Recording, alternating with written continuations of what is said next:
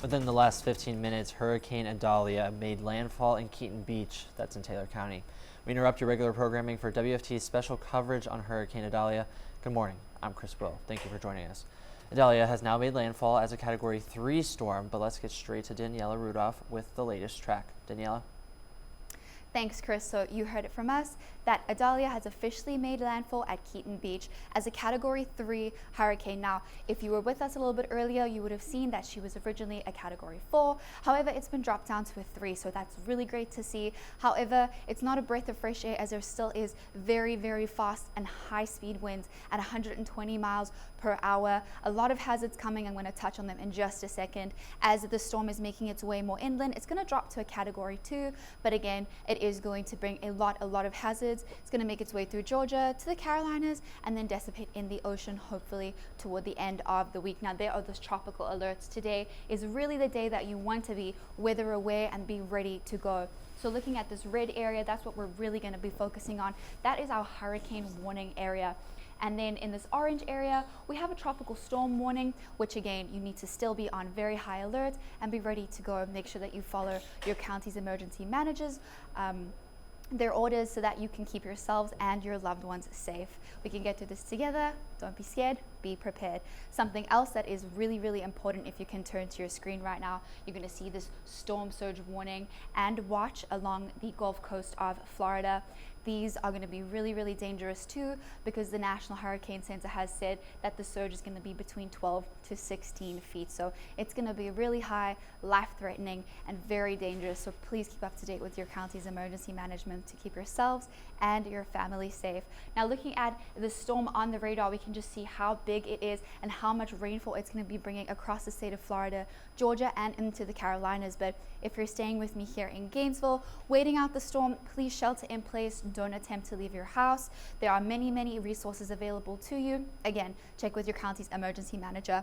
But right now we see this big band of storms that's a little more south. It's going to be making its way up towards us here in the Gainesville region a little bit later on in the afternoon. Going to be bringing a lot of heavy rain. Again, we see this band of storms, patchy storms as of right now in the Gainesville and Ocala region. But as that storm is passing through, it's going to be bringing a lot more downpours, some areas of potential flooding, and down trees, down power lines, a lot of debris. It's very, very dangerous outside. So as we said, please stay in place. That's all I have from weather. Back to the desk. Thanks, Daniela. Governor Ron DeSantis held a news conference earlier this morning to provide the latest on Hurricane Idalia. The governor says they've got search and rescue teams, more than 5,500 National Guardsmen and the Coast Guard on standby to help after the storm passes. Governor DeSantis also issued a warning to residents to hunker down and stay safe until the storm moves completely through. Do not go outside in the midst of this storm. If it's calm where you are, it may be because you are in the eye of the storm, and those conditions will change very, very quickly. So wherever you are, hunker down and don't take anything for granted here. This is a very, very powerful storm. 49 Florida counties are currently under a state of emergency. The governor will provide another update around noon. And most of the area is under some type of storm watch or storm warning, which at times can be confusing. WFT forecaster Derek Getter breaks down the difference between the two and how you should prepare.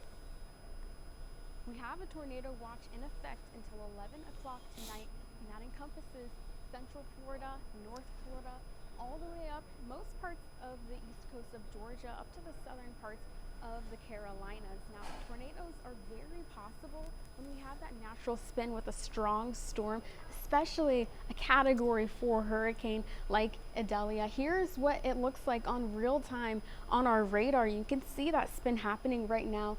We have several storm reports happening up and down the peninsula. But what's the difference between a watch and a warning? A watch is when there is the chance for hazardous weather, but the location or timing is uncertain. We just give the watch in advance so you can know when to prepare ahead of time. A warning is when that hazardous weather event is likely. But in terms of a tornado, a warning means a tornado is approaching. A watch is when those severe thunderstorms and tornadoes are possible but not guaranteed. But what qualifies as a severe thunderstorm? We have two components. winds 58 miles per hour or higher, and then hail about 1 inch in diameter or larger.